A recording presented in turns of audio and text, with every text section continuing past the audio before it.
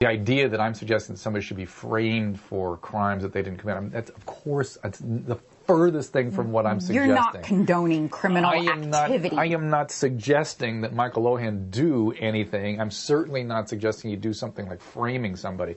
I was saying, as a father, I would go to any length to bring consequences to bear. Maybe I'd even go so far as to, if I knew my daughter was a heroin addict, I'd go so far as to take the heroin that she had around, put it in the car, and send her out and call the cops. I mean, who knows where I'd go? I'd do whatever I have to do in order to get that done. Hopefully, I would never do that. I certainly would never advocate somebody go do that.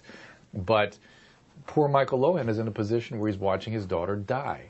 I think what a lot of people don't realize about you is that you have 3 children. You have triplets. I have 17-year-old triplets, and I sat them down a couple of years ago, as I started saying. I sat them down a couple of years ago and I said, look, you know what I do all day? I deal with people's lives who are destroyed by this addiction, for whom things could have been done earlier had people been properly coached and educated. And I told them, I said, look, if you ever get an addiction, just know this: I'm going to make sure you get arrested.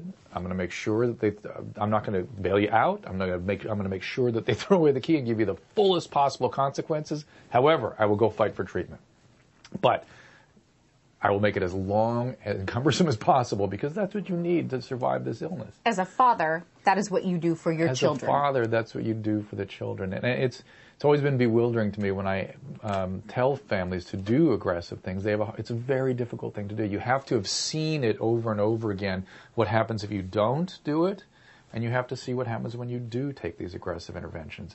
What would you like to say to Lindsay directly, if anything? You know, it's funny. I'm afraid to even talk about her, or certainly to her, because it seems that anything I say inflames her or flames the situation.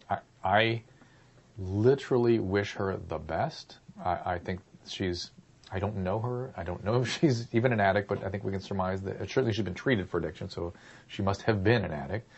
But I wish whatever this is, that she get proper treatment and that she do well. I wish her nothing but the best.